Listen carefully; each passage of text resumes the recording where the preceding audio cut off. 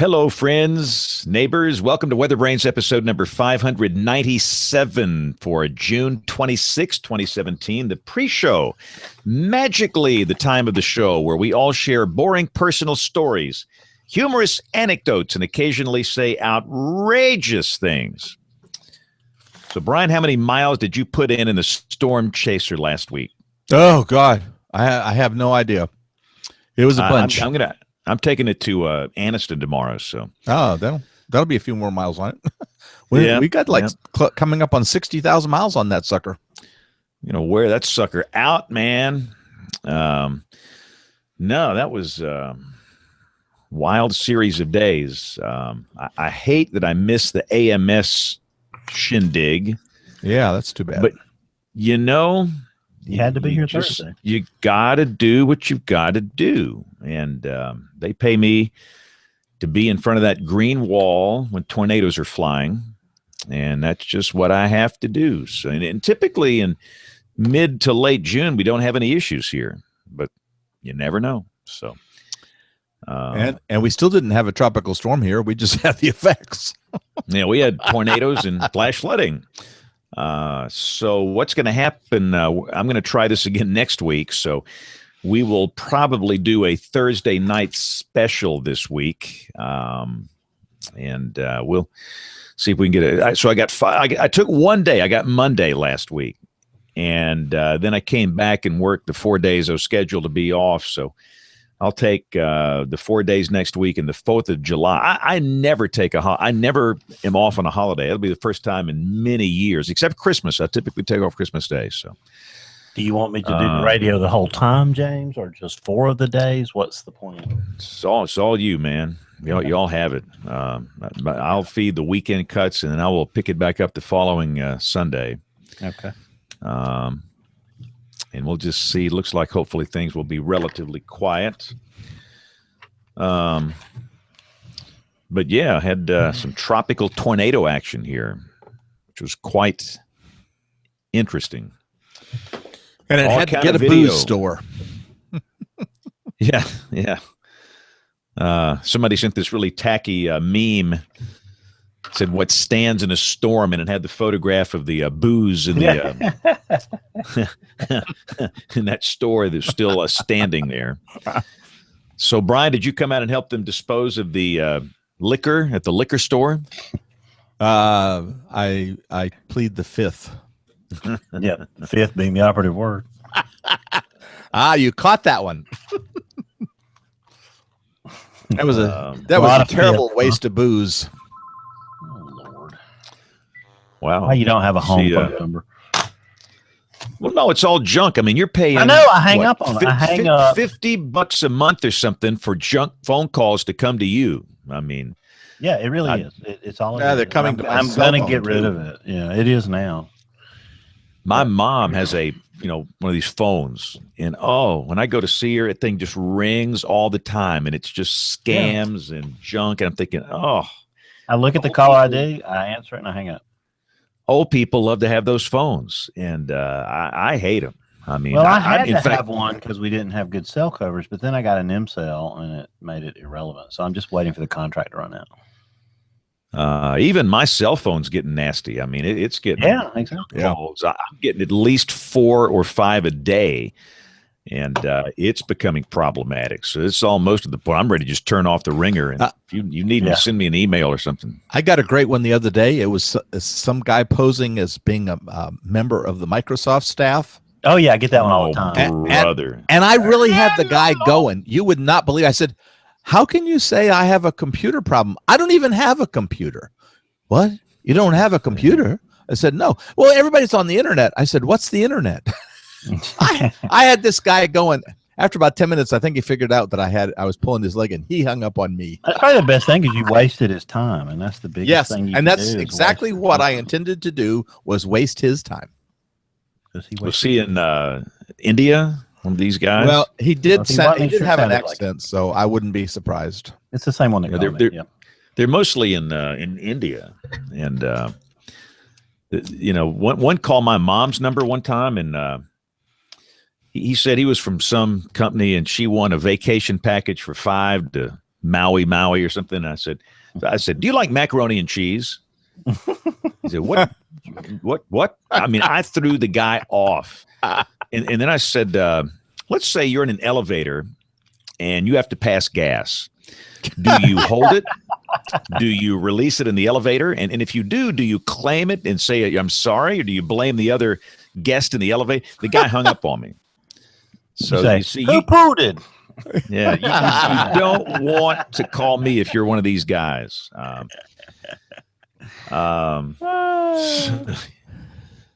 But then, what I had to do, the problem I've got is that I use these devices to show pictures on television in almost every newscast. And for a while, I had it where if your phone rings, everything rings. And I'd turn that off real quick when these junk calls started coming in, because they called during the newscast. And you're showing some dramatic video or picture, something, and phone call coming in from Joe in India who would like to sell you some meat. I saw that happen to you the other day on the air. You want some number came in. Yeah. Oh, yeah. And then during the tornadoes. Everybody. Occasionally, I will take this stuff live to air using. On some of these things, I have all notifications turned off, but on some they're on. And if they realize they got notifications on, they'll try and game the system. Kids on Instagram will start putting junk, just comments and pictures, knowing it'll get on the air. And then the Twitter guys put some guy had one of the most vulgar, profane pictures I've ever seen. And wow, I caught it. And you block them as fast as you can, but they're like roaches. They'll create new accounts. Show title: They're like roaches. They're like roaches, man. And you have, and what I probably need to do is just turn all notifications off all the time on all these things, except for maybe I don't use my phone that much, but typically it's one of these iPads, and I've got one with 0 notifications all the time, but I've got one that typically stays on. But anyway, but sometimes like we had pictures from that tornado scene. And I was using one for radar scope with no notifications, and I was using that other one to show the pictures. And the pictures were very important. It was the first pictures coming out of Fairfield where a tornado had touched down. It was very important stuff to show in the air. And so you're juggling all this information coming in and trying to show this stuff on the air. And then you get these boneheads, trying to game the system so they can get, something profane or ugly on the air.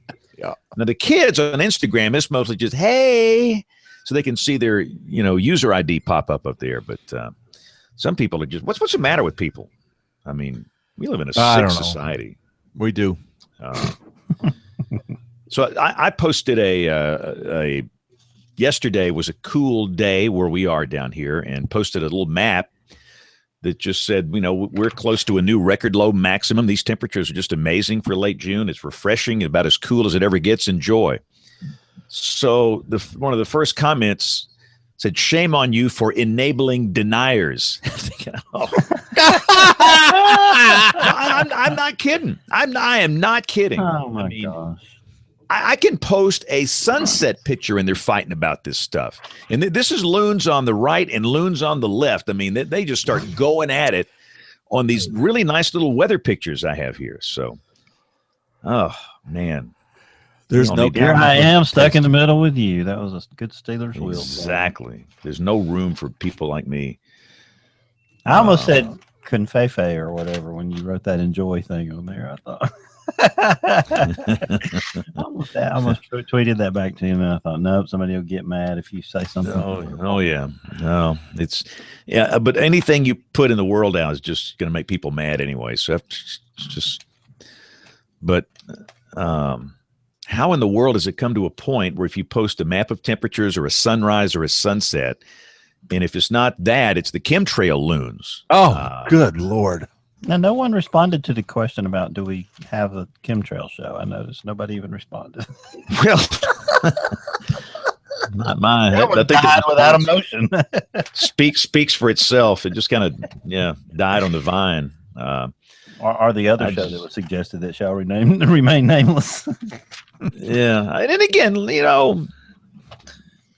JP sent out some. No, you ought to have Kevin Martin on the show. Oh, please. Oh gosh. It would probably generate huge numbers, but No, not here. So we are coming up on the bottom of the hour. Look who's back. It's Nate after his long We actually have a sabbatical. show. And his guest. Mike, can you hear us? I can hear you guys. Can you hear me? Oh, Yes, we yeah. can. Loud and clear. Excellent. 5 by 5. So I'm trying to guess with the sunlight. You must not be in the Eastern time zone. No. Actually, I'm not sure exactly, but it was just 120 degrees here last week in Phoenix. And I had this ficus tree out here, and the tops are all brown the first couple inches, and there's a lot of leaves in the ground, and I think it's thinned out from the heat, which is sad because I used to have a little bit more shade in this window. Wow. But it's a dry heat. Sure. I don't like it when people say that. I don't care. 120 is hot. Period. 120 is hot. So I see Mike's got an Emmy back there. I got to get something to put back here. What do I have here? Oh, I should have. Yeah, I put it back there. I even mentioned it in his bio. So this is all I've got. Yeah, see, I do have Kevin's hat up here. That would be awesome. Yeah, that's much better than any Emmy. Yeah, for sure. Yeah. And then Kevin gets mad because I haven't taken care of it. And anybody can get an Emmy. No one can have the hat. No, that's for sure. I have even worn the hat very briefly. But You, Hey, you wore Nate, the your second mic's- gen hat. I wore number 2. Yeah. hey, wrong with- Nate, your mic's not your big fancy mic's not. Can you not get me there? Let's see. No, I'm hearing like the internal mic. Hi, Hello to our television friends. Good evening. I should have welcomed you 1 minute ago. It's 31 after the hour. This is WeatherBrains, the pre-show, the magical time where we get our act together, which we never seem to do, but we try. And so let's. Nate hung up on us. I think you just have to go up there into little gear and settings and just change the mic, don't you, without having to hang up on us? That's awesome. usually. Here he comes. Oh, you know what? That's funny because I'm on my Yeti. I actually have a Yeti microphone. I guess that's what I'm using. Yeah, you're not on it then. You're on your. It sounds like you're on in the little white earbud. I got a Yeti too. Tap the Yeti. I don't think you're on that, Mike. Let's see. Oh, it's just not Actually, close you are. enough to you. Yeah, It's right here, so maybe I'll bring it a little closer to make There it. you go. there you go. That sounds mucho better. Okay, Nate, say good, something, good. man. I'm Keep still going if not, you can. I'm still not on. Hold on. Um, Little kids have been monkeying with my computer in here. Stand by. woo, that's a show title. Sounds about Little right. kids have been monkeying with my computer. All right, that sounds better, right? Yes, sir. A little better. Yeah. I mean, the closer you can go, the better. Yeah. Yeah, some of these mics just sound better when you like these mics. You just kind of get up in them and eat them. What I got is this big old Yeti thing for doing podcasts, or at least trying to, or not podcasts, but YouTube videos and stuff. And seems like it's working all right. Hang it around your neck. Let's see. Yeah. I'll try that. little large for a lavalier.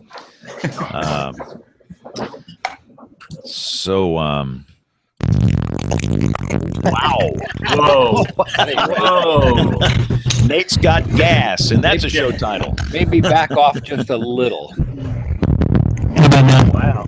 Oh, Very that's bad, Nate. Very bad. Nate, you're in full distortion mode. It's like it's way too hot. But now, Keep backing it down some more. backing Count to down, 10. down. 1, 2, 3, 4, 5, 6. Yeah, you're good, man. It's hollow or something.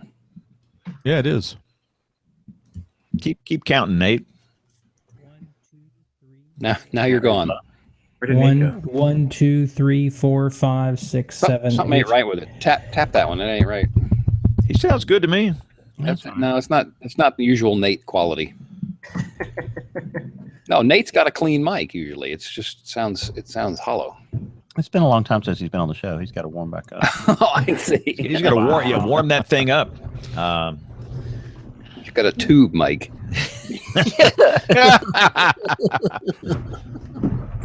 Not a lot of tube mics left in the world. I bet you those tube mics. I mean, analog audio is the greatest, though. I mean, those old tube amplifiers, man, they sound good. Yep. All right. Well, let's see if we'll give Nate another second or two, and we'll get this sucker started here.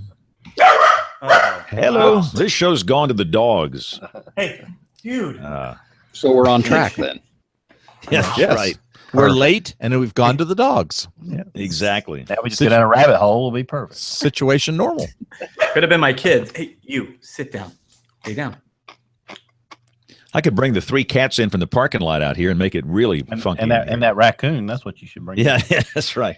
He jumped in my car the other night. Oh my gosh. The stinking raccoon climbed up in the back of my truck. Wow. Trying to get to the cat. I keep cat food back there to feed the cats, and the raccoon climbed up in the back trying to claw the bag of dry cat food. Have you gotten that thing? Come on, man. Before you get rabies? Come on, man. Yeah. Get out of my stinking truck. No, I don't touch that thing. I I shoot was him gonna out. say, and, you better have about a 6-foot pole. He No, tried I to hold shoot me him up out the of other there. day.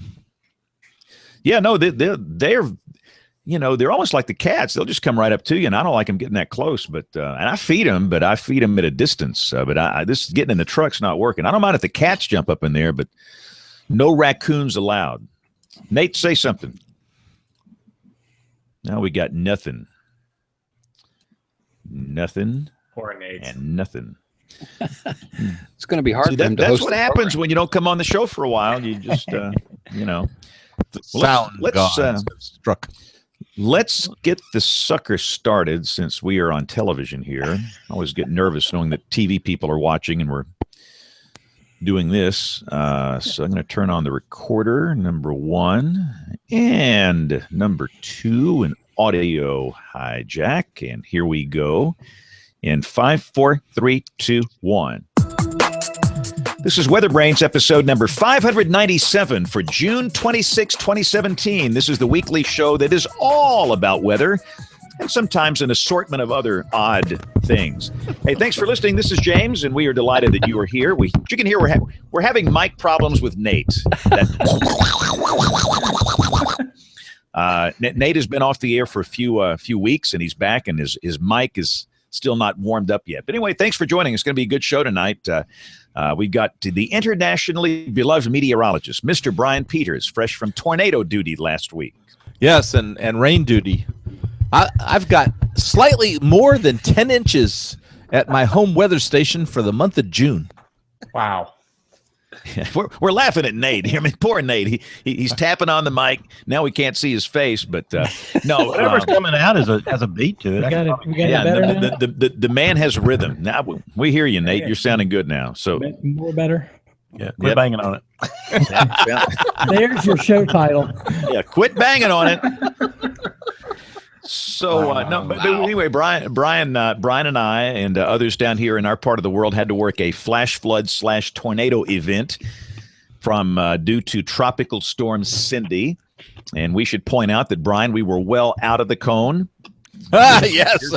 Quit looking at that stinking cone. 500 miles away from the center of the stupid thing. Yeah, we had many of our inland locations up here had over 10 inches of rain with flooding. We had a lot of down trees because of saturated soil and the pressure gradient wind. And we had an EF1 tornado, and this was a strong EF1. This was not one of these little puny ones here. This was one that could have injured a lot of people. We had some injuries, I think 4, but I think they're going to be okay. And the important thing is it took out a liquor store. That's right. Horrible. We sent Brian out on the remote shot there to check out the liquor store damage, and he pocketed some free samples while he was there. So this is going to be a really good show. Oh, yes. But we'll talk about that in the weather roundup. Kevin Selly, you have been drinking tonight.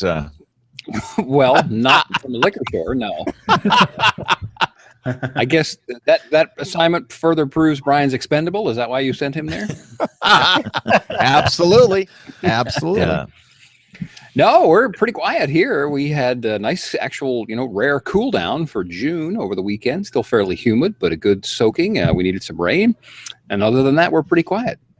To me, Wichita Falls just represents the hottest place in the planet in summer, but we have a guest from the hottest place on the planet in the summer. But typically, I think of Wichita Falls. I mean, I think back in that 1980 heat wave, man, it was just brutal. Yeah. That was the epicenter of that thing. Yeah, there's. Oh, go ahead, Kevin. No, I was just gonna say there's not a lot of trees and things like that to sort of absorb that heat or to reflect, and it gets hot. I was going to say that Wichita Falls was the first town I ever forgot. Was on TV and filling in on our morning shift. My first job. I've been in the business less than 6 months, and I was talking about listing all the places, and we had maps, and some of the towns weren't labeled because we were trying to get too many numbers on the map. And I start pointing at this place, and I said, and it's 105 degrees, and our director said, I was trying to help you, and I was thinking about it, and then I just said, nah, just let him drown. Wow, that's nice. Baptism by fire. So James, you didn't? Yes. Could you not go to the big meeting? Is that what happened? No. It became apparent that we were going to be anytime we have a tropical system that comes into the Sabine Pass, we have problems, typically with flooding and with tornadoes, even if it's a tropical storm. And this one came into the Sabine Pass, and we had problems with tornadoes and tropical storms. My primary function in life is to stand in front of a big green wall during tornado events, and so no AMS, no Kansas City. So I was working. We were really looking forward to having you there. What's the future then of the what did we call it? The Unified Message Mania meeting. What happened with that? Well, we are just we're going to let Dr. Myers see if she can come up with a solution. I think it's going to be an online thing. We're going to use Skype or Hangouts or something. Yes, I'm going to see her tomorrow. It got to be a little much for me and some of the others, and she's pretty good at organizing and facilitating, so we just kind of let her coordinate the thing. So we should have a reschedule soon. Probably it will be a function where we use something like this because it's just going to be too hard to get people together in person. And it sounded like I had happened to have dinner with her, I guess it would have been Wednesday night or Thursday night. I can't remember which.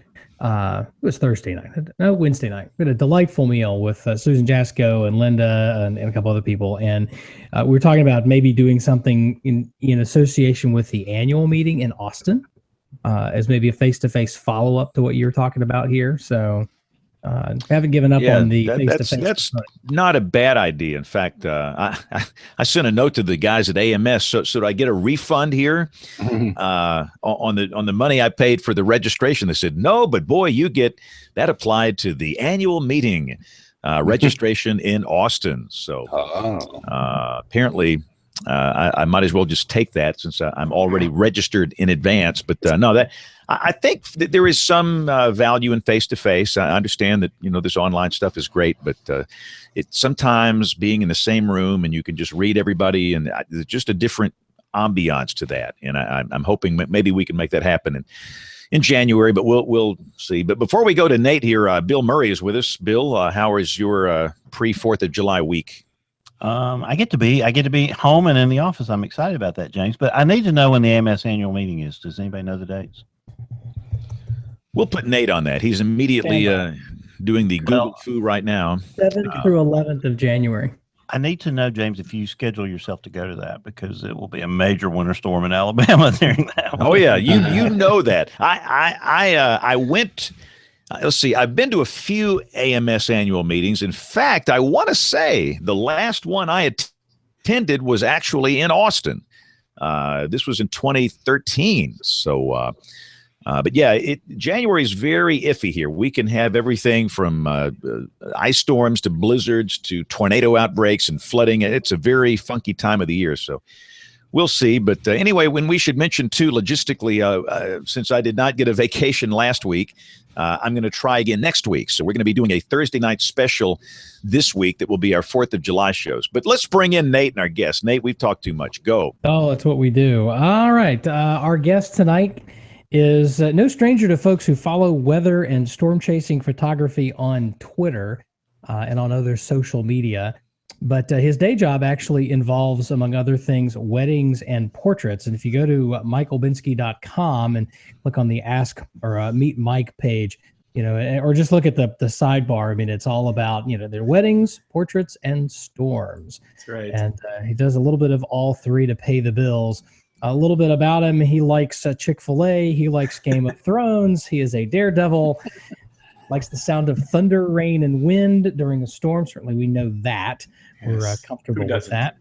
Michael Binsky, welcome to the program. Good to have you. Thank you guys for having me. I appreciate it. So let's start. Some of our more astute television-friendly viewers noticed the Emmy there in the background. Tell us about how you won that. Well, that was kind of, I don't know, it's kind of lucky in my opinion, but I'm pretty excited that I was a part of it. They, one of the local stations here, it's actually just across the street from my house, Channel 3 AZ Family, they do a monsoon special every year.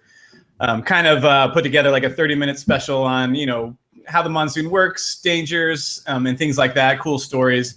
And so the last year's one, or the year before, I can't remember now, year before, they bought all my footage for it, all my time-lapse footage over the years, and basically used all my footage to describe what was happening. So they wanted to kind of up their game a little bit instead of having just stock camera footage from, you know, just a rolling cam in a car or something like that. They tried to use more time-lapse footage for everything. So they kind of gave me a photographer credit on the show since they used so much of it. And then they were up for an Emmy. And I think they've won a few times before. So there was a decent chance we'd be up for it. So I'm like just incredibly thrilled about that. I wasn't sure they'd actually get nominated. Then they were. And then I went to the event with them.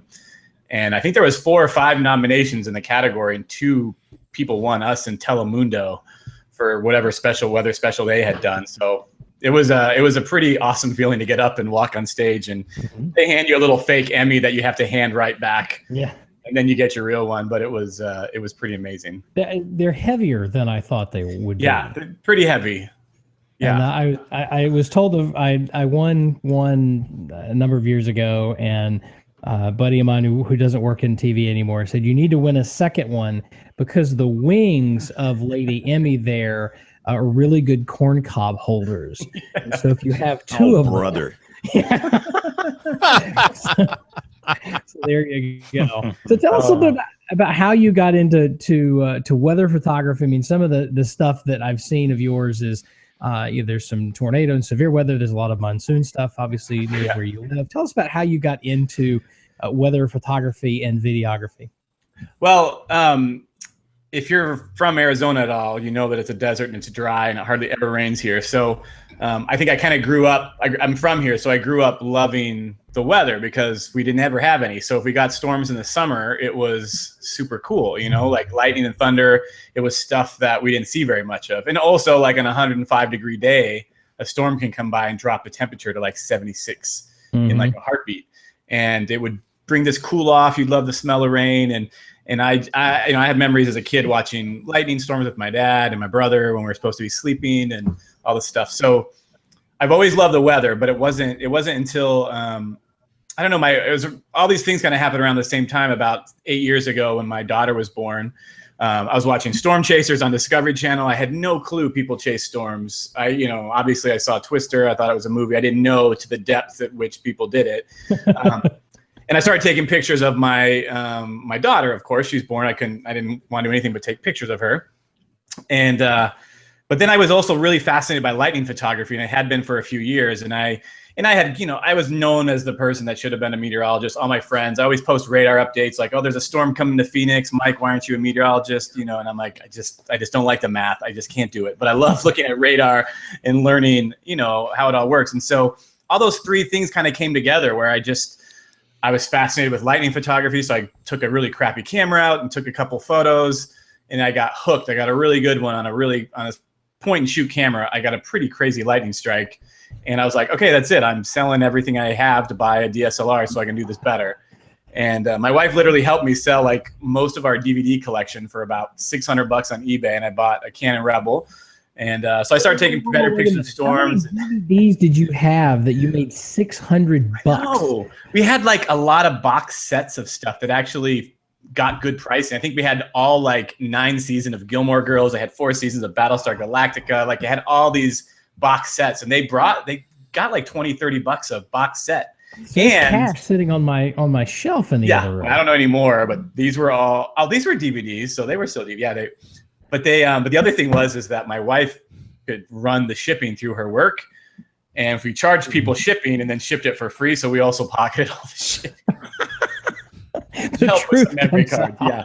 So no, I don't spread that around too much. Oh, too late. Oh, yeah. But anyway, so I bought a better camera and I started taking better pictures of my kids or my kid at the time, and then tried to take better pictures of storms, trying to get better. And then, having watched Storm Chasers, I'm like, okay, I don't have to just wait by the corner of my house. I can actually go out closer to these storms and see if I can get closer to lightning and get better photos. And so it just kind of started there.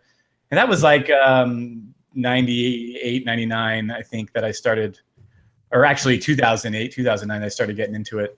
And 2011 is when I first started getting into time-lapsing. That's when I time-lapsed the dust storm that hit Phoenix, the big one on July 5th, 2011. And that was like my third ever time-lapse. And The haboob. The haboob of all haboobs. Hey, Mike, this is Kevin in Wichita Falls. I have a Fox show that I have to do in like 10 minutes, and I have 1,000 questions for you. So hopefully you guys will be talking at the other end of that program. I want to jump right into the tech, if I may. I really enjoyed the personal story, though. To find your thing like that is just that's cool and a great story. I have said I'm a terrible amateur photographer, but I've gotten more involved in stuff around here, and I've said to a number of people that the photographs, I think, a lot of times really become art after they're out of the camera in post-processing. Can you go through your workflow on those? I assume you do your own as opposed to subbing them out, or you could tell me. Oh, yeah. Yeah, I mean, the wedding side of things, sometimes I have my assistant do it, but the rest of it I do myself. And there's definitely an art to post-processing. I'm probably, well, I don't know if this is like on the bad side or whatever, but I don't like it when people say, oh, there's no filter on this. And I'm like, why not? Like, first off, I know that the picture that came out of your camera or your phone, it didn't look like that. It looked better than what your camera took. Because when I take a raw file with a raw photo of my camera, I know that it looked way better than that. So if I ever took a raw file and said, oh, here it is, this is the real thing, I'm like, no, it's not. Like, you need to do something to it. Right. It looked better. So I'm really on the artistic side of it. I try not to make it look too unrealistic. I don't go too far, but I definitely am going to make it look like how I want it to look. And I try not to, I try not to Photoshop things out, like power lines maybe, but stuff like, but trying to get the essence of it and what I felt when I was there and kind of what I saw and the colors and the beauty of it. That's what I try to bring across. And I've learned a lot over the years of how to do that. And I've tried to get better and better. What are your tools? Lightroom? Yeah, I use Lightroom to start. Sometimes a photo isn't going to be worth it to me to I'm not going to sell it. I'm not going to print it or anything. So I just do all my editing in Lightroom real quick and post it. But if I really love a photo, I take my time and I edit in Photoshop, and I do a lot of layer masking, luminosity masking, lots of work to it to really kind of actually almost treat it like a canvas where you're, paint in contrast in the areas I want and lower the exposure in areas and try to make it look like what I saw and what I felt when I was there. And so I take more time on certain ones that I think are my better ones. And how did you start with some of those apps? I mean, clearly this is something that comes over time, but at the beginning, what do you do? I know you get in there and you poke around and you kind of learn, but help us, the rest of us. Yeah, well, I mean, if you want to learn, the best way to learn is just by downloading the program and start playing with it. But there's probably tons of tutorials out there on how to do things. I have taken some of them, but a lot of it, I mean, I used Photoshop for web design for years before I ever did, images. And so I already kind of had a basic knowledge of how to work in Photoshop and how to use it. So when it became time to do photos, I did have to learn Lightroom, though. That took a little bit of time. And I forget what I did before that. I might have just done Photoshop, but then I got Lightroom, and that took a little bit of learning curve in there. But after a while, it's pretty obvious. And the only thing I can say is I'm sure there's lots of tutorials out there if you Google them. You can find something that'll tell you basics on how to do it. I kind of just learned by doing half the time. And then the Photoshop side of it, to learn how to do luminosity masking and different, I started out doing HDR, so I was learning tutorials that way. And then I started doing luminosity masking because HDR is not that great. And there's some really good tutorials out there by some great photographers. Can you define luminosity masking? And you had another masking, I can't remember. I did like layer masking, but that was really Yeah, layer masking. Define those. Masking is just we have different layers in Photoshop where you you might adjust one layer and then just paint in the parts you want by creating like a mask, and so you're kind of painting in stuff below it. It's really complicated to talk about. Photoshop can have you have tons of layers where you adjust stuff on one layer and just one part of the image, and then you just paint that part or kind of layer mask that part into the overall final piece kind of thing. So you're basically taking a little section of the photo, you're cutting it out, almost making like a PNG, and then you work on that particular section, and then you're going to display them back together? No, it's one file, it's one image in Photoshop. So I'm not actually cutting anything out. It's like basically, I don't know how to say, like you have your image, you open it, then you can like duplicate it inside the file. So you got two layers, right? And so I can then go, I'm going to add a bunch of contrast to this top layer. And so I make it look really contrasty, and then I invert it where it's gone, where you don't see it. And then there's a little thing called a mask on it. And basically what you do is you're painting in whatever you want from that layer. You're masking in what you want. And I can use like a brush, and you basically go over it and paint in, brush in the parts that you want to be very contrasty. Does that, the parts that you worked on is what you're saying? Yeah. I mean, but I can also work on the whole image, but really in my head, I just want this one part of it. And then I kind of painted that. So it's way simplified answer. It's pretty complicated. How does that work? How does that work for the time lapse videos? Are you doing that on every? You're certainly not doing that on every frame. Time lapse is totally. I'm not totally different, but you can't do the Photoshop thing with it. At least, it would take you forever. So I do all my time lapse editing in Lightroom, where it's all group editing. I edit one image to where I want it, and then I sync it to all the photos in the in the time lapse sequence. I think we all. No, go ahead. I think we all want to know about lightning. I got to go do this show, so don't do anything about that for a half hour. All right, man. We could probably handle that. So I want to go back to sort of how you got into this, and you're always interested in it. I think a lot of meteorologists have that moment. And we was at a weather conference last week, and it came up. We all, I think, either have an event that nearly killed us or scared the heck out of us or just fascinated us. Or something like that sort of hooked us. Is there that one? Can you point to a single day or an event, or has it just sort of been etched in your soul since the beginning? No, I actually say this to people because I had a guy. His name was Kem Pointer, and he was at our monsoon convention we do every year out here. And he was talking about how his trailer park, where his parents owned when he was a kid, got hit by tornadoes, and his mom got thrown out the window and then back in the window, and they all survived. And then they grew up, and he and his twin brother wanted to chase tornadoes. And I'm like, when I first heard that, I was like, that's why, the memory I always have, me and my dad are sitting on the patio when I was probably 8 or 10, and a lightning bolt hit just behind our house in the field, probably a couple 100 feet away, maybe. And I was, I was really young. So I remember just being completely blinded for what felt like 5 or 10 seconds. Like I couldn't see anything. And that memory's always stuck with me my whole life. Like I still see it kind of to this day. And I was like, that's the first thing I really want to start taking pictures of was lightning. And I was like, ding, ding, ding. That finally kind of made sense to me. Not that I just always loved the weather, but that actually was attracted to lightning first. And so you've been attracted to the weather. You're now photographing it. I was going to say photographing it. That doesn't really work. Might work in other places. Yeah, you're photographing weather. Now you're doing some storm chasing now. Yep. Tell me about. I mean, just sort of fill me in on how this progression went, and in your business. Obviously you're taking pictures of people getting married and kids and whatnot. I mean, how much of your business would you think, if you're willing to say this, is storm chasing and storm photography versus the weddings and whatnot? Because I can see a lot of amateur photographers taking pictures, and one thing is unless you get like every tornado every year, it doesn't pay for itself, generally speaking, unless you're just like right up in it. Yeah, I'm honestly feel very, very lucky because I know that there's a lot of people who've been doing it for a long time. Some people used to make a lot of money, and then the market got saturated and they don't make as much anymore. And then there's some new people, of course, like me, I feel like I'm a new person, that come up and they're trying so hard. And I got a little bit lucky with kind of getting into time lapse when I did. I time lapsed that dust storm in 2011, and it went viral when I posted it. And But from that was all these licensing opportunities. National Geographic was calling like the next week. I don't remember if they actually licensed it, but they wanted to. But I wanted good money, and they didn't really want to pay it. I want to ask you about that coming up. Yeah.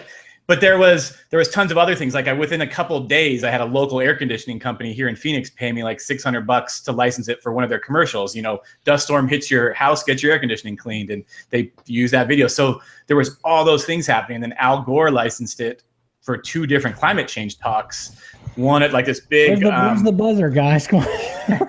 And so because of that, I was like, wow. So what was that for? Slow on the climate change buzzer there, James. Come on now.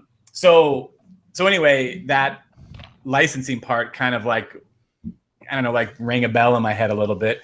And but I really loved it. Like it wasn't like I was doing it to make money. I was like, this is what I want to do. I really want to see what a dust storm look on time lapse. And I did it and I loved it. And I started making money from it. And of course that was a once in a lifetime kind of thing.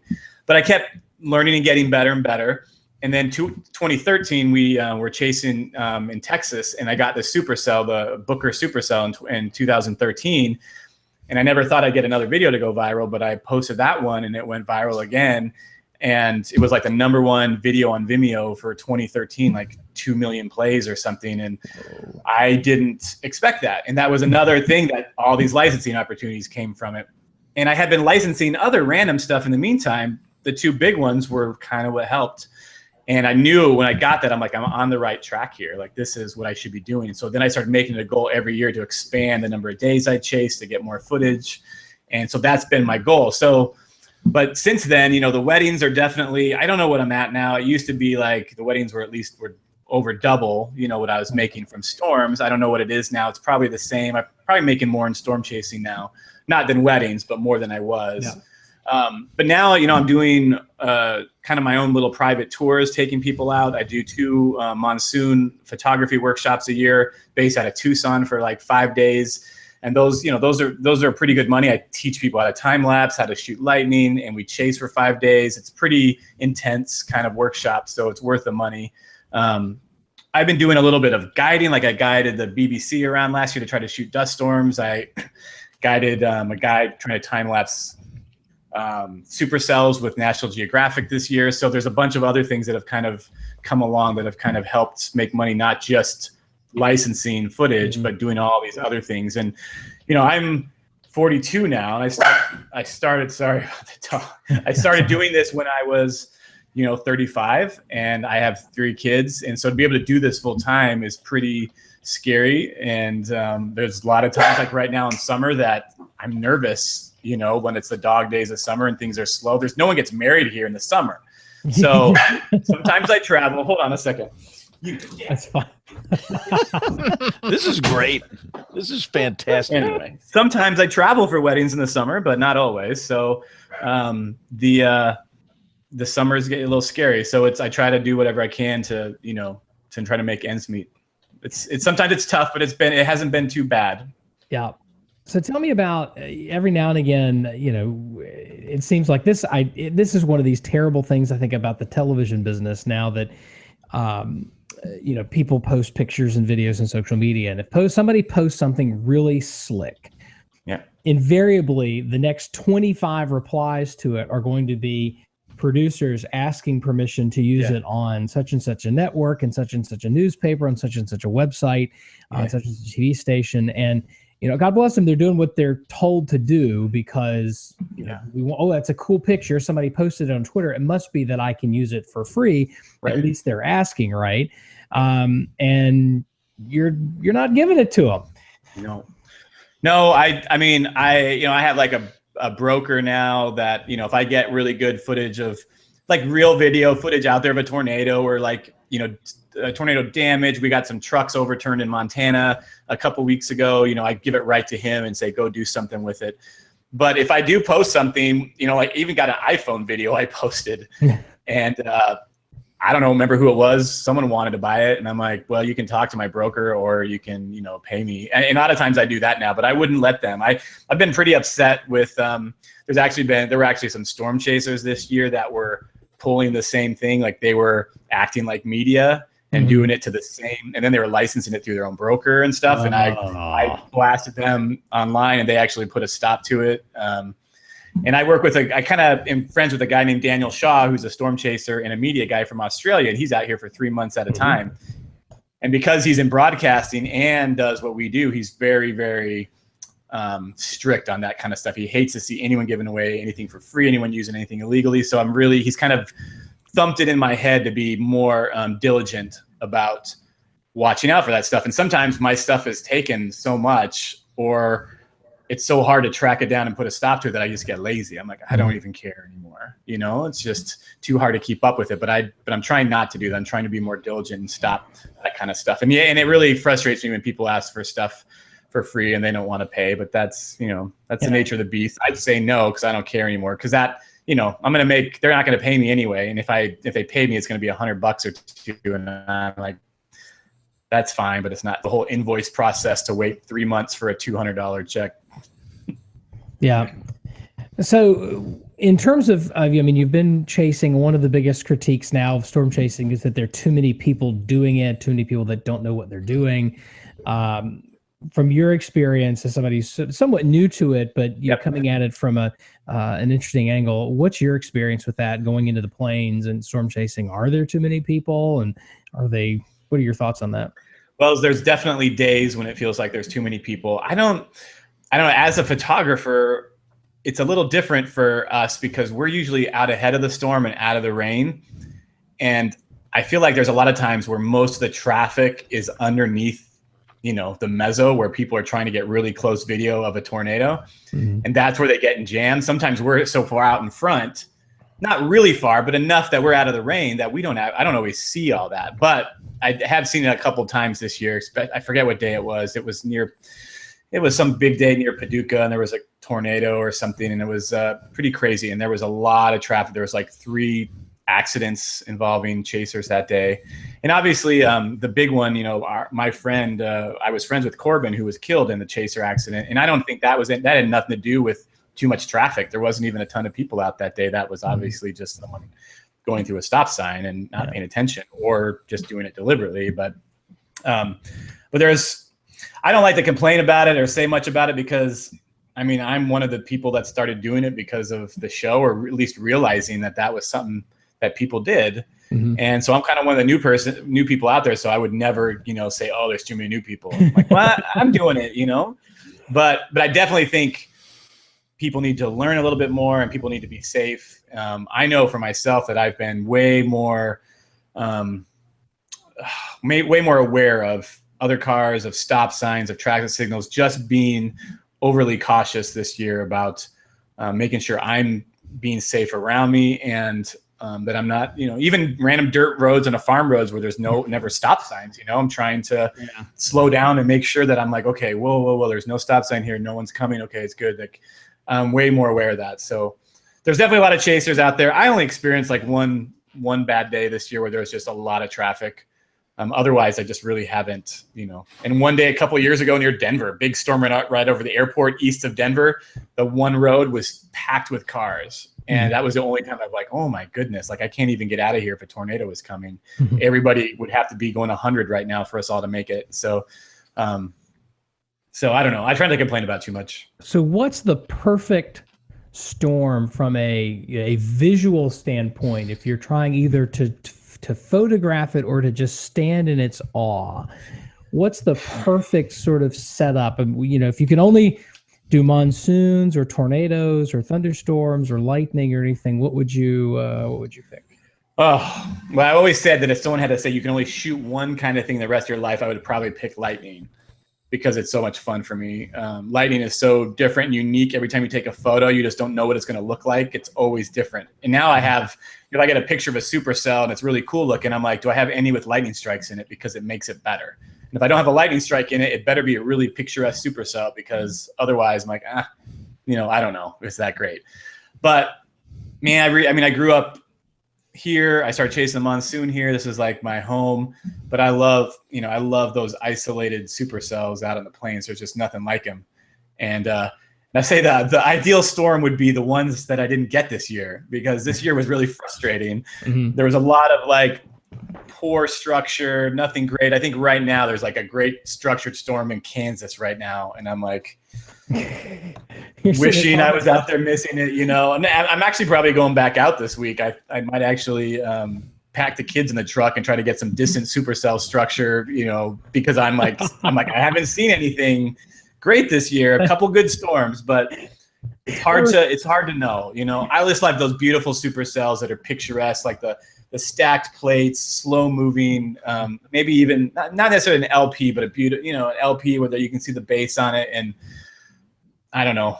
It's hard to describe the perfect storm. You just know it when you see it. It's some kind of unique structure on it that you've not seen before, and those are the best storms. You're talking about taking your kids and throwing them in the car and looking for distant supercells. Reminds me of a story that I'll spare his name just in case his wife ever runs across this. But a former TV meteorologist who was presenting at a Barron Services training workshop, and he's talking about how he went storm chasing, and he threw his kids in a minivan in bloody Michigan, for crying out loud. Oh man! Not exactly, a prime storm chasing territory. So his wife was none too happy about it. But well, my two older kids are 8.5 and 5.5, and I've taken my 8-year-old chasing the monsoon since she was a year and a half. Like, it's not that dangerous here. She would sit in the back and watch DVDs, and we got to be together like all summer, and as they got older, they just learned to love it. I mean, I've taken my daughter trying to go water spout chasing in California. We went out from Phoenix to LA, went down the coast to San Diego, saw a little supercell, maybe nothing great, and drove back home that night. And she was fine. Like, I don't know how long a day that was, 16 hours or something, but she did it, and they love being in the car. And so the two oldest ones, I've never taken them out with me. I'm like, if I go out one more time, do you guys want to go on a road trip and stay in hotels and see Texas and Colorado? And they're like, they just want to go and have fun. And, I don't know, every now and then I'm like, should I take them? Is that bad? But I'm out there chasing. I see farmers with their kids standing in the back of their trucks watching supercells with a tornado or like hail falling. I'm like, that's what we all do. We all let our kids run outside when it's a rainstorm, and we all take our kids out there. So I think I try to obviously stay safe and be out of that stuff. So I think it'd be kind of fun to see what they thought about the whole experience of being out there. So we'll see. So somebody getting into this, not to clutter the market, but somebody who's interested in doing this maybe doesn't has some understanding of photography basics and some basics of weather. What sorts of things should people be looking for if they want to, or if they're just standing out on the front porch wanting to take a picture of the storm that's coming through? Are there any tips or techniques you can give them? I mean, I don't know. It's really tough. I feel like part of me feels like you almost, to be maybe a good photographer of a storm, you almost have to understand it a little bit. And it took me a while to really understand, I don't know, how storms look, where the pretty side of it, what makes a good composition, what makes a good photo. And I think it's tough because, the most average person just steps on their front porch and takes a photo with trees and cars and power lines and all that kind of stuff. I think my tips are, if you really want to start taking pictures of storms, like drive down to like the corner field or something where you have a wider open area, maybe get on your roof where you've got a better view of it across like town. A lot of times before we go on, let's say we're just throwing out suggestions. We're not telling you to climb on your roof. Don't do that during a lightning storm. Don't do that. We don't want any lawsuit. You're accepting, this is just for entertainment purposes only. That's what I said. Get on the roof and shoot it at a distance. I threw that distance in there because I knew that you were gonna. But yeah, I don't. Lightning is especially dangerous. If you're out taking pictures of lightning anywhere in general and it's nearby, you're automatically risking yourself. It's really just up to you if you really want to shoot lightning or not, and if you feel like that's okay, because it's dangerous. It's a dangerous thing. I'm usually hiding in the car when the lightning gets too close, but just I think you just got to try to get better at seeing when the light is really good, seeing when what the beautiful side of a storm is, and taking your time. Like, you see something really great, then try to get to somewhere a little bit more picturesque where you can really see it. Kevin is checking in between weather hits here. Question: do you use a lightning trigger, or are you doing this all by hand? Well, I mean, I do a lot of it by hand, but I do have a lightning trigger for daytime kind of stuff, and I've been using it a lot more the last year or so because I focus so much on time lapse, where I'm kind of got two other cameras time lapsing at the same time. My third one I like to put up and kind of leave alone while I'm focusing on other stuff. So lightning trigger is a really nice way to be able to kind of let it fire off and see if I get lucky with it.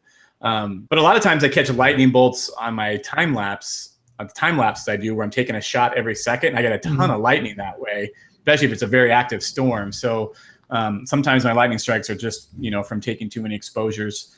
But there's a lightning. I use a lightning trigger 4, and it's the best one out there that in my experience, I've used about 2 or 3 others, and they don't come close. They all miss stuff.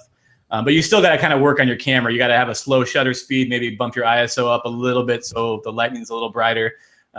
Narrow the aperture down so you can do a longer exposure. It's some tricky stuff to get the lightning trigger to still work. But you only need a lightning trigger up until the point where you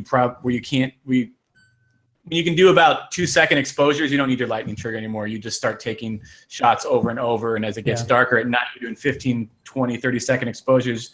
I don't use a lightning trigger. I just use an intervalometer or a shutter release and just lock it down and let it keep taking pictures over and over. We had a question from Twitter asking for cell phone camera lenses, especially ones without any blurred corners. Any experience of that? No idea. And also, I think it's from a Galaxy, so I only have an iPhone, so I'd have no idea. Yeah. Do you have a particular aperture setting for lightning at night? I think at night it really depends where you are is a problem. Like it's really dark outside. I always start at like 5-6 is kind of my base. But if the lighting's really bright, then you want to go to f8, f9. If you're in a city and you got lights, the narrower the aperture, f10 to f16, the better the lights are going to look. They're not going to be kind of bright and kind of blurry. They're going to be more like have the little star patterns and stuff like that. So it really depends on where you are and kind of what you're shooting. But it's a really, lightning is such a fluid thing. It can be in a distance. And so you're shooting at f5, ISO 300, 400 to get the lightning to show up. And as the storm moves closer, you better start changing things. And one of my favorite lightning strikes was these 4 bolts hitting Superstitions a couple years ago.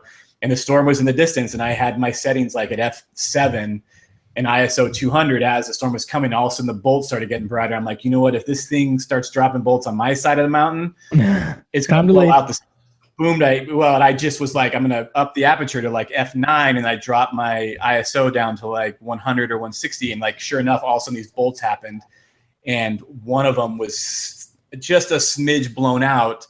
But just for my taste, no one ever noticed that.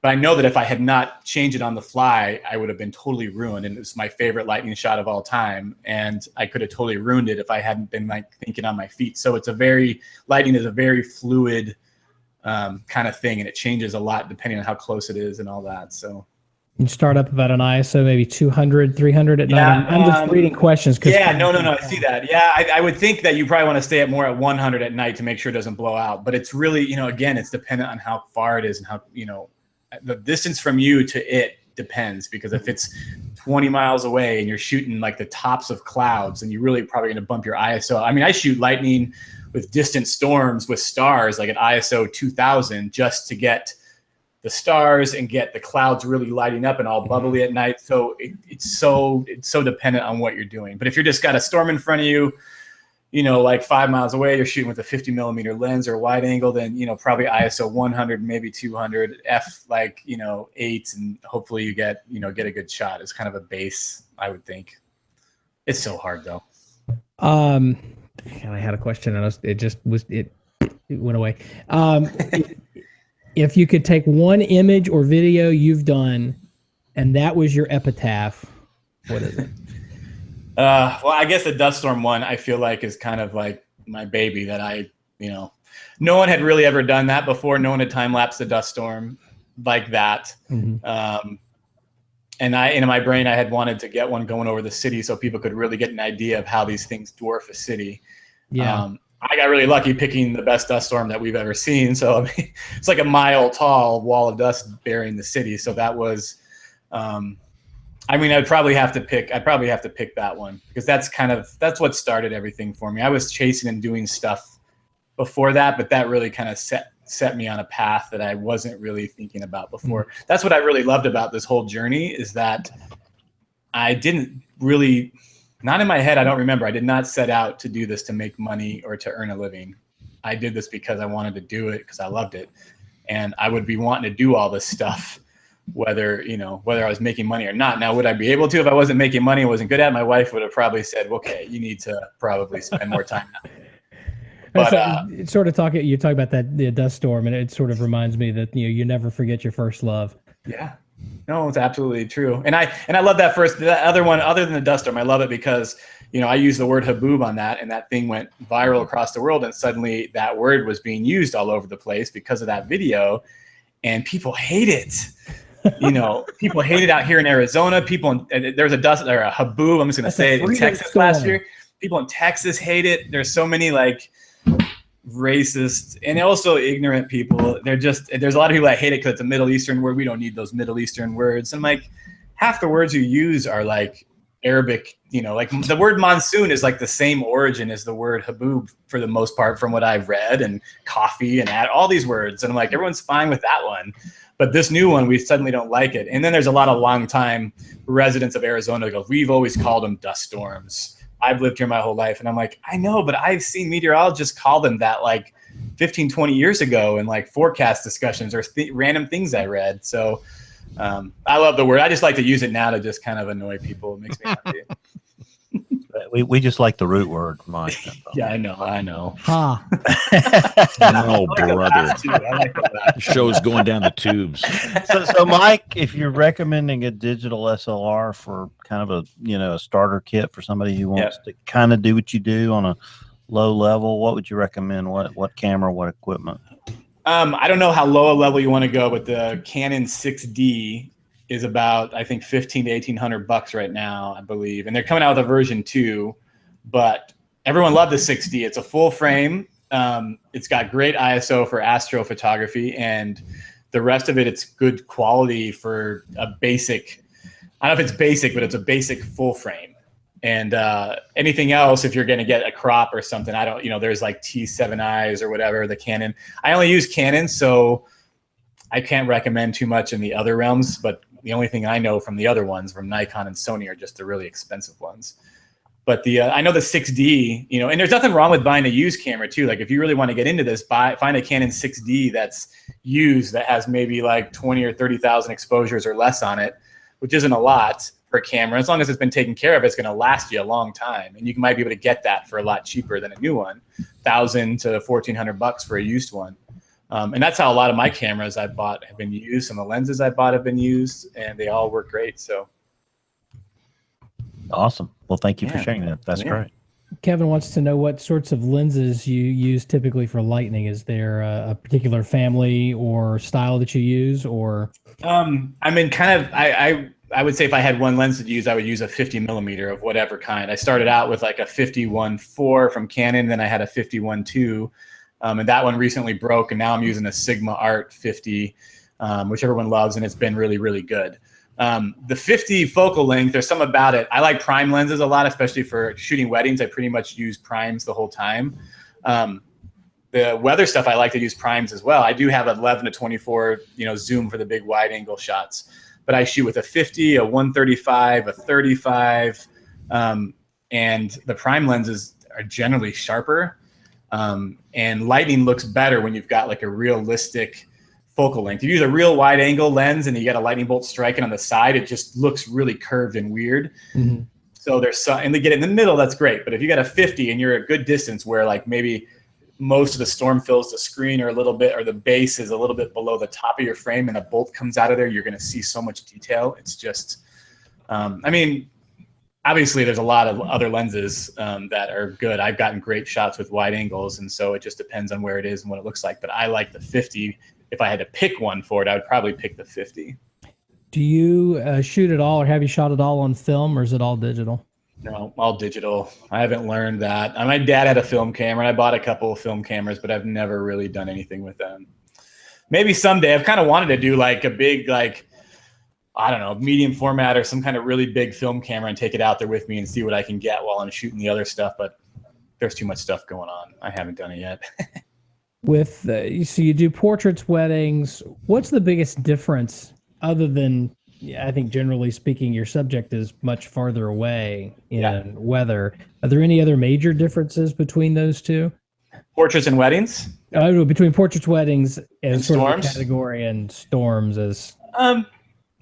You know what I don't know, obviously there's differences. I would almost say weddings are less stressful to me than storm chasing. Storm chasing So be you're not highly afraid of stressful. bridezilla, in other words. No, I never get bridezillas. I'm a pretty laid back guy, and the way I shoot weddings and people is a very laid back, kind of candid photojournalistic way. Mhm. And the people I usually book me are people that don't really want to be in front of the camera. They want to just have a good time. Like they're actually excited about their wedding. There are people that are more excited about the photos and dressing up and looking really glitzy and glamoury for their wedding instead of actually going, I want to be here with the person that I want to marry today and have a great time and my friends and stuff. And so those are the people that usually hire me. And so I generally never get bridezillas. I've only had one person really dissatisfied with her photos. And I think that was there was something wrong with her, maybe bipolar or something. I don't know. It was a little weird. They went from liking him to not liking him, and they're not together anymore either. So I think there was some things going there. So for the most part, I would say like storms are more stressful. I mean, I have chased so much this year. Like you were saying earlier, like my day job is weddings and stuff, and that's probably true. But this year has felt like day job is storm chase. I was out there for at least chasing 25 days, not including travel time. So over a month I was chasing this spring, and I had been out there for 12 days away from my family just a couple weeks ago.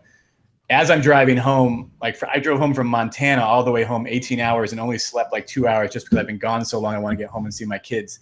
As I'm driving home that Saturday, I realized there's an insane setup on Sunday that if I don't get out there I'm going to hate myself. So I was literally driving home going, I'm going to have to tell my wife I'm leaving again tomorrow night on the plane to go chase.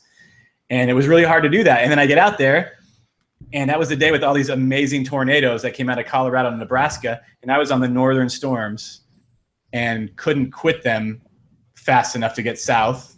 I just got too stuck on it and saw all these tornadoes. That was a whole thing that I wanted to get this year because I had not gotten picturesque tornadoes and then I gotten these gorgeous supercell structures. Mm-hmm. And I pulled over and started crying a little bit. I had so much into the season, so much time, and I lost it for a little bit before I could okay, just go after them now and make the best out of it. And I ended up getting some good stuff later that day, but not like what everyone else saw. And that's just how much passion and stuff I have for it. And I know I've never cried at a wedding before because I didn't get the photo I wanted or something like that. I have a little girl, so I get teary-eyed every now and then when a dad gives a good speech to his daughter or something. But they're definitely two different things. And what I like about doing both of them is that I get pretty drained come October from storm chasing for 6 months, and doing the weddings is a nice change of pace into something different. And then come spring, I'm ready to do something different now. I'm ready to go into storm chasing and switch gears again. It kind of keeps me a little bit fresh and not getting bored of doing the same thing over and over. So Kevin has a picture up you see in his screen share. Tell us about that shot. Oh, I don't think this is mine. I can't. We're in the middle of a show here. Sorry. Okay. He asked if you have a photo agent. I think you mentioned you have a broker of some kind that deals with this for you. Yeah, wow, I'm drawing a blank right now on the name. I know the guy's name is Doug. That's what I know. But he's a really good guy, Doug Kiesling, and I've had a couple of brokers, and they've all been really good. They work really hard, and so it's kind of. I mostly do that for breaking news kind of stuff. And I've done that a couple of times this year. I was driving through New Mexico and got some really good deep hail and all this stuff up in the mountains one morning, and there was nothing else going on. So I gave it to him and he sold it to the Weather Channel or something in a couple places. But we were just in Montana, back in early June, and it's 74 mile per hour winds up there close to Canada, northwest of White Falls or Grand Falls or no Grand Great Falls. Great Falls. And we were in this storm waiting, the outflow hit us, and it was crazy. Then we turned around, go back down the highway, and there's just rigs blowed over, like 3 of them blown over. And so I'm, out shooting video, and the cops are kind of helping them. Someone's lifting them. And so we kind of put that all together real quick and upload it. And, that makes for good, kind of breaking news kind of stuff for the Weather Channel and things like that. So. How do you find a photo agent if you think you've got if somebody's watching and they've got some pictures or video? Yeah. how do they get into this market and find a broker? Is it just Google, or is it it's probably asking around. You might be able to Google that kind of thing. I think it's more like word of mouth. Like, Mike, who do you use to like sell videos? And I would tell him, oh, I use this guy, or you can use Brett Adair or some other guys, or Corey Hartman. There's all these different people that do it, and they all have their different things that they do. So I didn't know about it at first for a few years doing this, but I really didn't do that kind of stuff. I don't do. There's a lot of people that's all they're out there for, really, is they've got their, awesome, 4K handy cams and great stuff, and they're shooting tornadoes live and they're uploading it immediately. And they chase with a team, they've got 3 or 4 people in there. So one guy's uploading video while the other guys are driving and still chasing. Mm-hmm. And a lot of times I chase by myself, so it's a little bit more difficult to do that kind of stuff. So I don't always bother unless I have someone with me, or I'm able to stop and start uploading stuff and then keep driving while it's uploading. So. Kevin, it looks like it's the bottom of the hour. Are you free to talk now? I am. We just finished that show. Thank you. Yes. Can you talk more about the agents? You said Doug. There was somebody named Doug. How does this process work? How do you find them? So on and so forth. I don't know. It was more like word of mouth. That some people were like, "Oh, this guy's a broker. He does this kind of stuff," and I think I think you get into this, and if you start doing that kind of stuff, then you can ask around. You start meeting storm chasers. I don't know. I've never Googled it. So if other people Googled like, storm chasing broker, they might find that kind of thing. I don't even know how to search their website. So I just made, in doing this for a really long time, I've made a lot of friends and a lot of connections out there. I know a ton of other chasers. And so you start hearing like who the brokers are. I'm like, oh, I didn't even know people did that. I didn't know that I could even get a broker. And like I was saying, telling Nate, I don't shoot a lot of just video that's breaking news kind of stuff. I like the time lapse stuff and then sell it later once I put it into like a movie and stuff like that. Now, had I gotten something like that dust storm in 2011, if I shot something like that this year, I would be giving it to my broker right away because we'd probably make a ton of money on that. If I would, I'm sorry. No, go ahead. How do you know what is a fair price for a photo? Well, that's the cool thing about a broker is I don't have to worry about that. But I mean, for that stuff, for the breaking news stuff, he sells it to the networks for whatever their price is, or whatever he's negotiated. Now, for my stuff, doing licensing stuff later, I license stuff for, car commercials, documentaries, movies, random things that you never think about. And that's a lot more difficult and tricky to figure out good pricing. And it's just, I've done it a lot now. And it's more of feeling people out, getting an idea what their budget is, negotiating. For me, it's, photographers will tell you all in the, you always, when you're starting photography, people will say, you charge this amount and that's it. Don't ever waver. Don't lower your prices. Don't give discounts. This is what you charge. If they don't want to pay it, they can move on.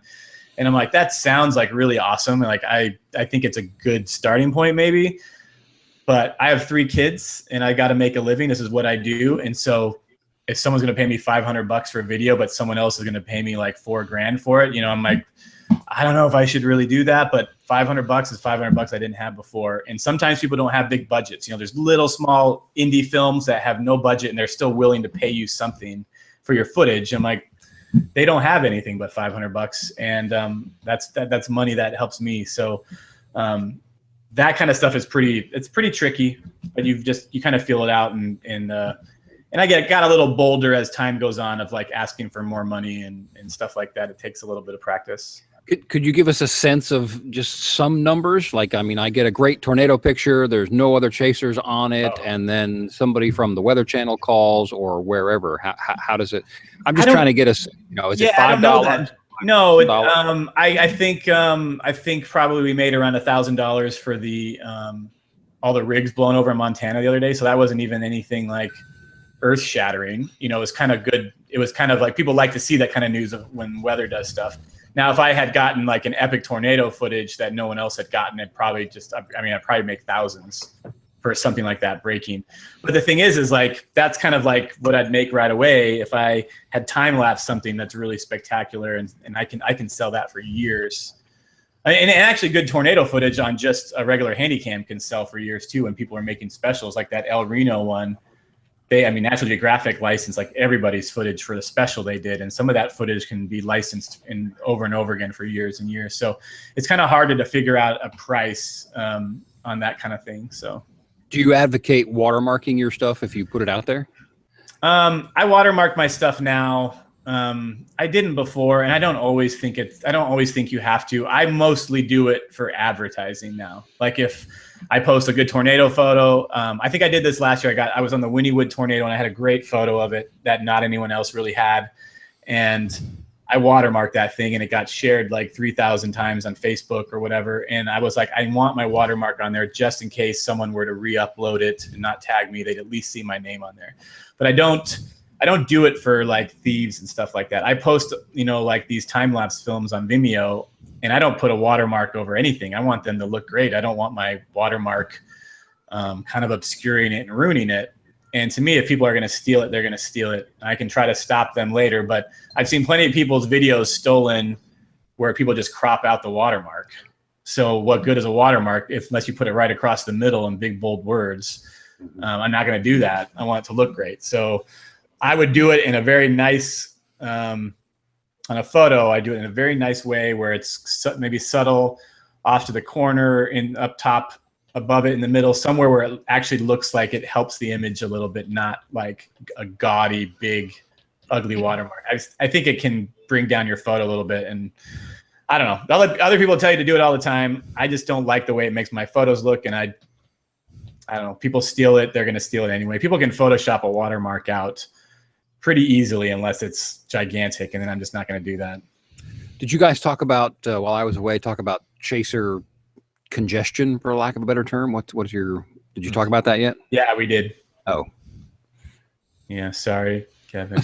it's bad. Was that your answer? It's bad. No, I was telling him that I'm still like a new person, like in the last 7-8 years. So I don't like to complain about it because I know that, I'm one of the new people that's part of the congestion problem. But I haven't noticed it, just other than like 1 or 2 days this year that it was really bad, where I was like, man, there's a lot of traffic. I can't get through this town fast enough because I can't turn left because there's way too many cars. And there was accidents that day, like 3 accidents because people were all over the place and it was pouring rain and they're crashing into each other. Couldn't see anything in the hail. So there can be problematic days. But for the most part, I feel like I don't see a lot of that. And I was saying before, I'm a photographer. I'm usually trying to be out of the rain so I don't get rain on my lenses. So I'm out in front or I'm south of it. I'm not right under the mezzo where the tornado is going to drop because I want to be able to get a photo of it or a time lapse of it. And if I'm right under it, I'm not going to be able to do that. I just have different goals. So usually I'm out ahead of where a lot of the traffic might be. Although generally though, like this year, I was way out ahead, set up a time lapse, got the supercell coming at me. And as I'm there, 100 cars go racing down the road past me. And once they pass, then it's like, okay, now I got to go back and get ahead of the storm. And maybe I'm going to have to go through all those cars again. But usually I'm out ahead when I stop. I don't really, I don't always deal with it. So, but this year only a couple times. And I chased about 25 days. I was out there a lot. And there's only a couple days where the traffic felt like, wow, like it's unbearable. But what's your routine in the morning as far as analysis and where you're going to chase? Oh, I look at, I'm sorry. No, I have a lot of, I look at, I look at the GFS for days leading up to it. I like to, in the mornings on the planes, I like to wait for the 13Z HRRR to come out because this year it's been incredibly accurate. And I kind of look at what the NAM says and try to figure out in between those two what I think is going to happen that day, the 12Z NAM and the 13Z HRRR. And then I pick a target and try to go. And as the day goes on, see what the HRRR is trending to, see if things are actually going according to plan, what they're saying. I'm definitely no meteorologist. I've learned so much in the last 7 years. I feel like every year I'm learning something new. I'm getting better and better. This year, soundings and all that and SKUTs have just melted my brain every time I try to learn them. I forget and I forget and I forget. And this year I feel like I've gotten, one of these things that I've gotten a lot better at being able to read. And so every year I'm learning. But I definitely use a lot of, looking at the shear. I like the meso analysis page to really kind of see, where the shear is going to be, where the cape's going to be. It's helped out a lot this year too. So I don't know. I use those different tools, but usually man, when I chase by myself so much, I'm just like barely getting any sleep, and I get up and I'm rolling out of bed and trying to see like where the storms are. I'm like, okay, if this is where it is, let's go. And it's fun though. I miss it. And you were talking about lenses a little while ago, and I was somewhat distracted. You primarily use the 50 millimeter for your shots. For lightning if I can. Now when I time lapse now and I use 2 cameras to time lapse, I'm using like a wide 11 to 12 millimeter lens shooting wide, and then a lot of times I use the 50 or the 135 to time lapse a different part of the storm. Like if there's a wall cloud that's really evident, I'll take that 50 and just focus right on the wall cloud, or a big like rain shaft coming down like a monster hail shaft. I'll focus right on there. So a lot of times the 50 I'm using for something else, but I also have a 35 and a 135, and I like to use those prime lenses for lightning are fantastic because they're just extra sharp. And a 35 millimeter, a 50 millimeter would be ideal for shooting lightning. Okay. Hey, let me. We got to do the recorded segments here real quick. What's the biggest mistake, Mike, you've made in the field, and what did you learn from it? Well, I don't know if it was a mistake this year, but this year I core punched a storm and was thinking, oh, we're going to get past it, and then the south side wrapped up a little too quick, and I was too hell bent on getting in front of this thing and getting structure that I didn't let myself get talked out of keep going. And so by the time we were about to maybe get out of it, the south side wrapped up and slammed us with like 70-mile-per-hour hail, like quarter-size hail. And I knew that we were safe. There was no tornado threat there, but it was a little unnerving. So I don't know that. I don't know if that was a mistake. It damaged my car pretty good, but I was already a hail den, so it didn't really matter. And it took off a part of my mirror or whatever. But I don't think I've made like too many like regrettable mistakes. Now on the photography side, I've made lots of them. And this year, I got a new wide angle lens, a Tamron, and it wasn't sharp in a lot of photos because I hadn't really messed around with it and played around with it enough to realize that when my autofocus was off a little bit, I need to micro focus adjust this thing. And so there's a lot of photos I have this year that I feel like aren't sharp enough. And for me, that's really frustrating. And especially because I was so busy chasing this year, I didn't have a lot of time to inspect everything I shot. And I wish I would have realized that for earlier in the season than way too late. So how do you handle the focus question?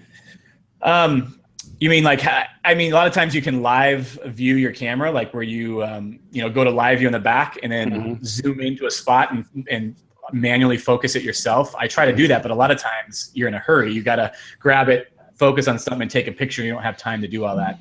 And I think that's, I'm doing too much. I'm setting up 2 cameras at time lapse, and then I want to use my third one to take stills and use a lightning trigger and all this stuff. And on that third one, I don't always pay attention. And so that's where it kind of frustrated me because I'm like, oh, I've got some great lightning shots, but they're slightly soft, and I don't like that. So those are mistakes that frustrate me. And I guess the mistake the other day of missing the tornadoes, that wasn't a mistake of anything of like safety or anything like that, but it was a mistake in the fact that I have so many, I don't know how many of you guys have chased and experienced this, but there's so many people that you're friends with that start talking about different targets and where to go and all this kind of stuff that you start forgetting about doing what's in your gut. And a lot of times my gut has just paid off. It's been what's been good for me when I just listen to what I want to do. And then also you don't have anyone else to blame but yourself. And so, this year on June 12th with all the tornadoes, all day I had wanted to play the southern storms. I'm like, there's a better road network. I feel like the structure might be better than further north. But I let myself get a little bit talked into and all that and then caught up and, hang out with some friends and stuff like that. And I got a little too caught up in that. And that was a big mistake I felt that I made, that I should have just done what I wanted to do. And the next day was my last day I've chased so far this spring. I might go back out, but I just paid attention to no one else. I looked at the models, figured out where I want to go. And I got a great, beautiful storm for about 3 or 4 great time lapses, great structure. And I did it all, I did it myself like I usually do it. And it felt like a really good way to kind of end the season. But I'm always going to regret that, that day because I let myself kind of get talked out of where I wanted to be in the first place. And it's really hard sometimes to stick to your guns. Last one, not because I'm done, but because we're running out of time. Do you have, especially again on lightning, when do you know that you're too close? Do you have a rule, or is it just a gut check? It's a gut check. We have a really great video from one of my tours this year where we were up in North Dakota, and it was basically not a lot of shear in the environment, so it was basically a really big monsoon thunderstorm with this incredible downburst of hail, and the lightning was intense all over the place, but then it started getting closer. I don't know what it is, but I think it's when it starts becoming instantaneous or a little bit close to instantaneous where you can count that it's about a half mile away, then it's like, okay, I'm gonna go sit in the car now. And usually it starts raining by then, so it's time to go anyway. But on this storm, it hadn't started raining yet, so all of us go sit in the car, but this one Australian guy is just out there by himself. And my dash cam is running, and this bolt just boom strikes like a quarter mile away. And he really didn't notice, and all of a sudden the thunder is instantaneous, and he turns around and he's just like gives us this thumbs up, and it was hilarious because he looked back and had no idea we had all run in the car. And but it was I don't know, the rule is I think if it starts getting above you or becomes pretty close to instantaneous, that's when I run. I usually pack up and get in the car quickly. Mm-hmm. I'm pretty frightened of lightning in general. I love shooting it, but man, it scares the crap out of me. One of my most treasured lightning shots I was shooting with my son, but is taken actually from in the car, and so we had the raindrops on the window in addition to the bolt. So just because you get in the car, don't stop. No, I know. I put a lot of times this year and last year, I put my camera on the dash with the lightning trigger or just holding it down, doing long exposures. And I get some fun stuff through the windshield just for the heck of it, especially if you're in rain and you can't shoot anyway, then it's kind of fun to hope to get something really close to your car in the rain, which you could be out there anyway. It's fun. Okay, I'll stop. So Mike, for people that are interested in learning photography, what's a resource online or otherwise? What advice would you give somebody that wants to learn photography and they're kind of a noob and they're starting from scratch? Wow. I don't know a lot of tutorials. I will say I do a workshop, and I'm probably going to start doing like some kind of online, like this kind of thing, like Google Hangout kind of tutorial sessions for people once I can get my act together and figure out how that looks. But there's a website called Digital Photography School, and I'm sure that there's a million tutorials on that site. I have one I wrote for them about lightning photography that's like the ultimate lightning tutorial guide. It's on Digital Photography School. So if you want to learn about lightning photography, that's on there. And I'm sure they have a ton of other articles on, how to start, stuff about your basic settings on your camera. But offhand, I couldn't tell you a single thing other than that website. Okay, cool. Well, let's take a quick break here and let's roll Professor Peters and Tony Rice. And fellas, I've got to go do the news in the studio side here. So I will, and Aubrey is not here, so no email this week. So I'll trigger this thing to do Brian and then Tony and then the weather roundup music, and then you guys can close her out. But a lot more to come here as WeatherBrains rolls along. WeatherBrains 101 with Professor Peters. A question we hear fairly frequently during the tropical cyclone season concerns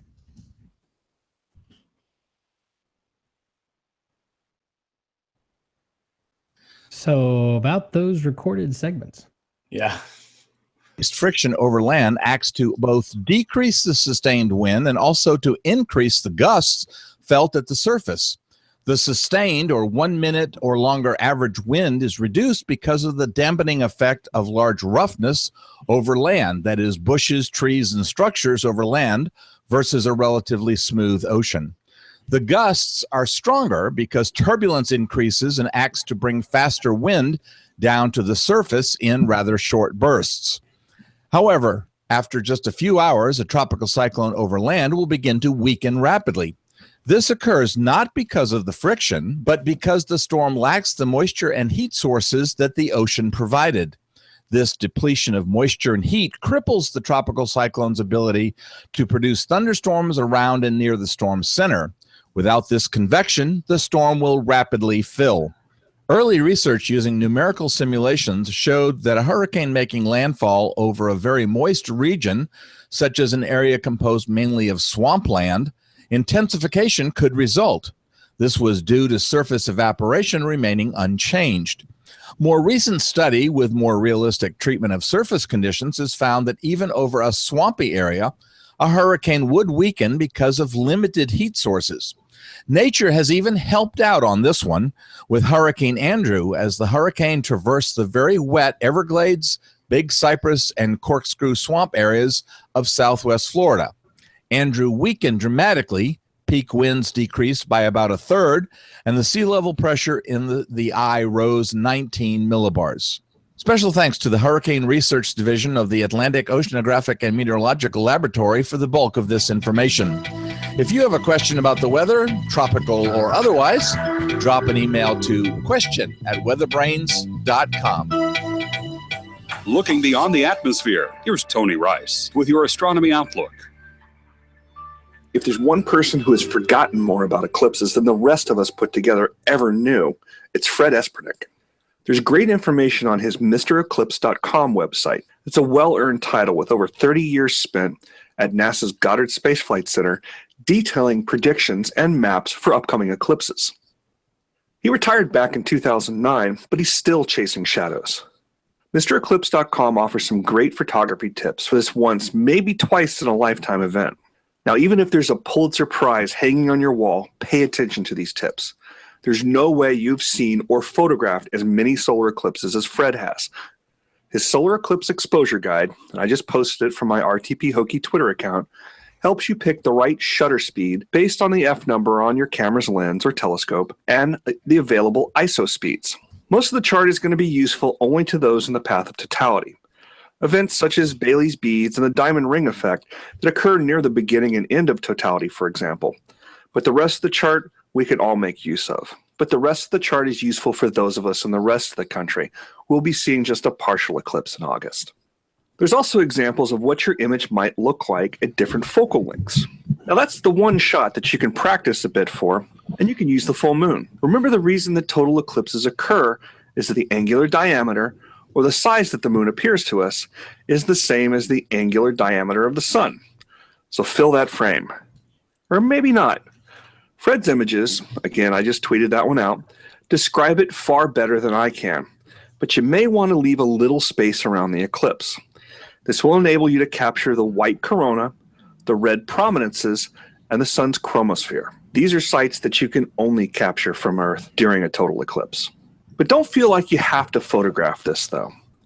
With only about 2.5 minutes of totality, you certainly don't want to spend it fumbling with your camera. Consider turning it around and capturing your friends and family experiencing it in their cool glasses. There's going to be a lot of photos of this eclipse itself. Fred will probably have a few he can share too. That's your Astronomy Outlook. Follow me in RTP Hokie for more spacey stuff like this. When the weather ball is red, warmer weather is ahead. When the weather ball is white, colder weather is in sight. When the weather ball is green, no change in the weather is foreseen. When colors blink, by night or day, precipitation's on the way.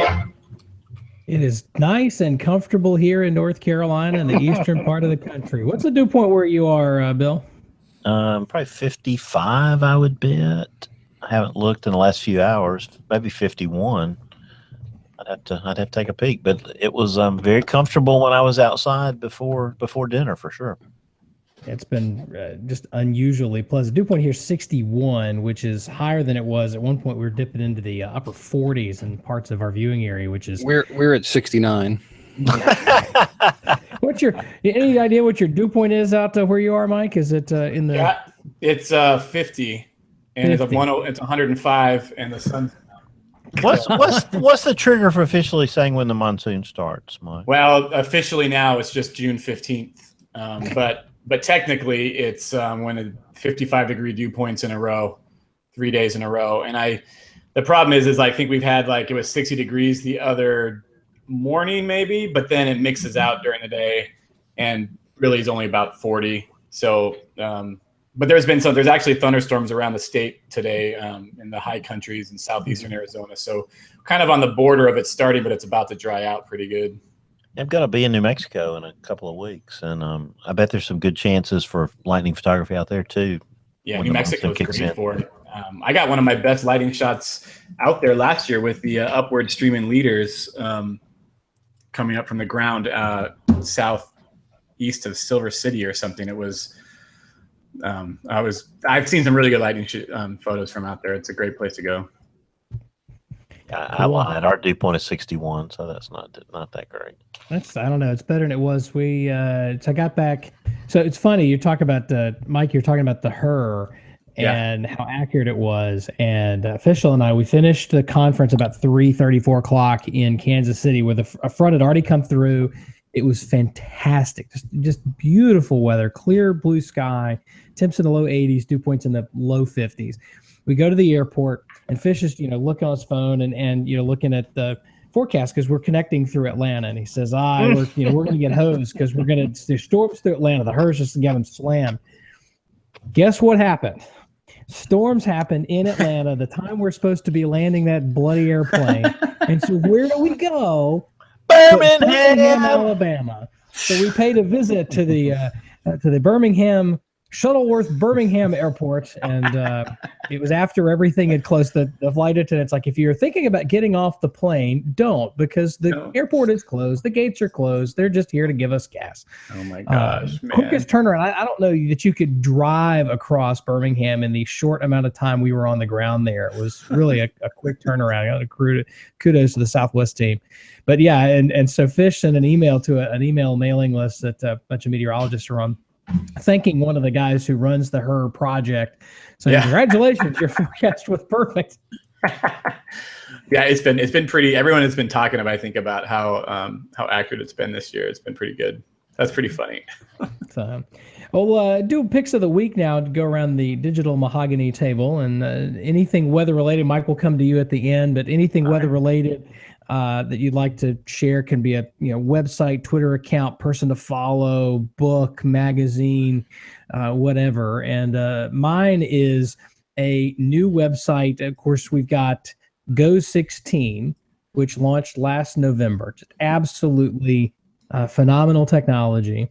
And that got launched. It was a short course at the AMS conference last week. And then almost in conjunction with that, Colorado State put out a revised version of their satellite viewer with a focus on Go 16 data. And now we've got Hurricane Dora in the Pacific that was giving us some really interesting views of that storm earlier today. So that'll be my pick of the week. Bill Murray, pick of the week from you. Yeah, 60 years ago tonight, Hurricane Audrey was coming on shore, or was, well, technically in the 10 o'clock advisory, it was 235 miles south of Lake Charles.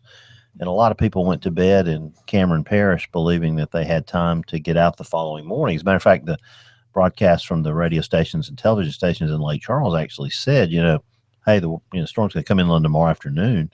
Well, the storm started moving faster and, of course, brought storm surge into Cameron Parish by 4 a.m. and 390 people perished. So my pick of the week is a story from our blog today about that, and remembering back to a WeatherBrains in 2012 where we had 2 survivors. So that's my pick of the week. All right. Thank you, Bill. Kevin Selly, pick of the week before you have to go. I don't think this one got used a week or two ago for whatever reason. My default is always to go to Boston Globe and their big picture website. And this group is titled, this one's called World Weather, and it's some great weather shots from around the world. Fantastic. Pick of the week, Mike? Don't know how to say it on or show it, but it's on Facebook. The page is called weather-photos.net, and it's run by my buddy Marko Korosek, who lives in Slovenia, and he comes out and chases for like a month or so every year.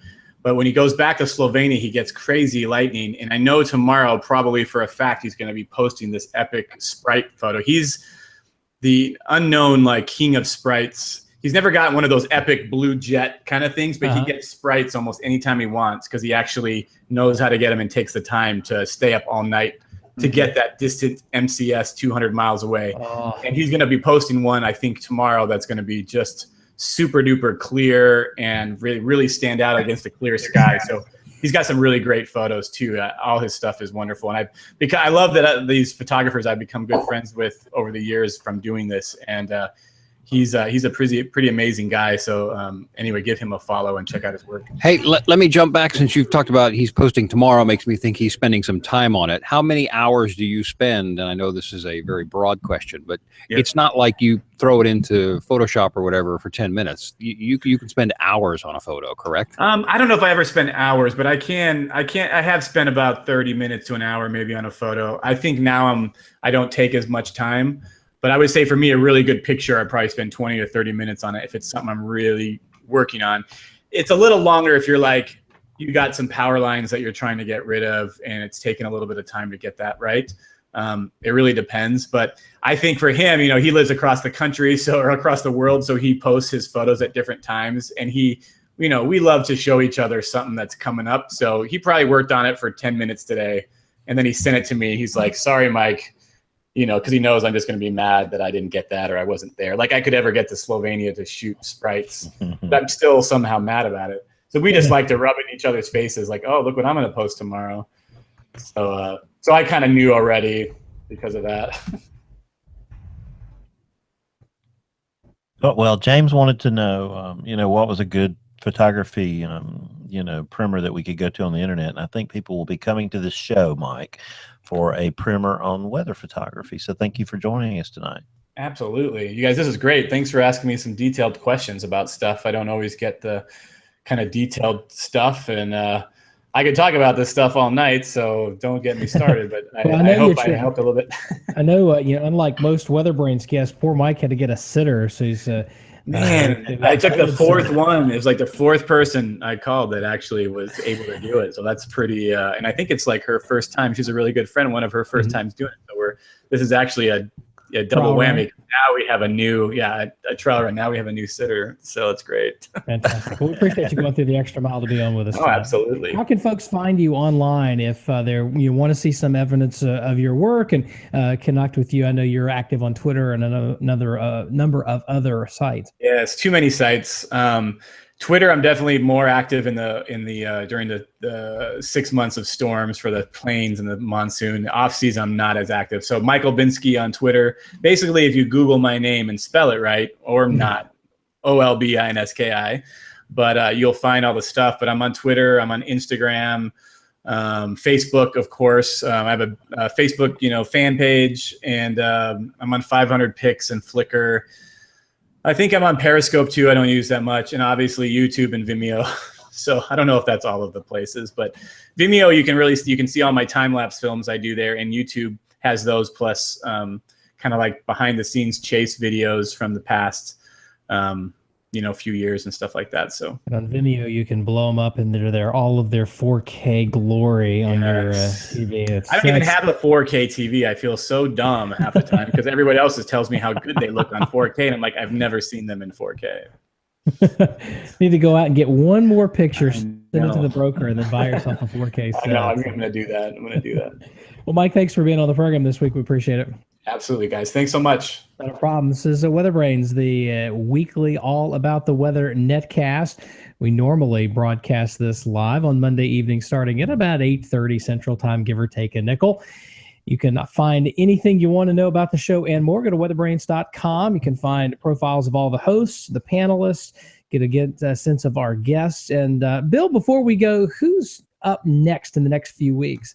Well, we have no idea who's up Thursday night because nobody in the world wanted to be on Monday night because it was the night before the 4th of July. But James has moved the show to Thursday, so I expect a rush of demand tomorrow for people to do the Thursday night show. We have Dr. Patrick Marsh on the following week on the 10th. Greg Stumpf be talking about the Ron meeting in the NWA annual meeting in Anaheim. And then on the 24th, we'll be joined by Mike Collier, who has a really cool new project out there. Nate's putting information into a chat here that may have just messed up something I said there, but that's all right. We'll work on that. Mike Collier's got a really cool new project coming up, so we'll have him on the 24th. And then we're going to go and talk about Oklahoma City on the 31st with Damon Lane and some other still to be signed talent who will be on that show. We're going there, ladies and gentlemen. And then we'll talk hurricanes with Dr. Judith Curry on Monday, August 7th. And we'll end up the current schedule Monday, August 14th with Leah Daly. Looking forward to that. Fantastic. If you have any questions, send them to us. Email at weatherbrains.com. We'd love to hear from you. You can find us on the Twitter and the Facebook.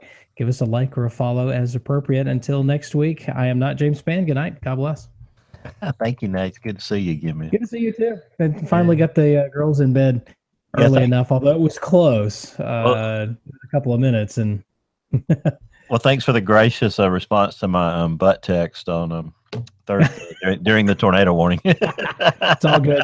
It's all good. Well, take care, Bill. Have a good night. All right, man. You too. Bye. We'll see you.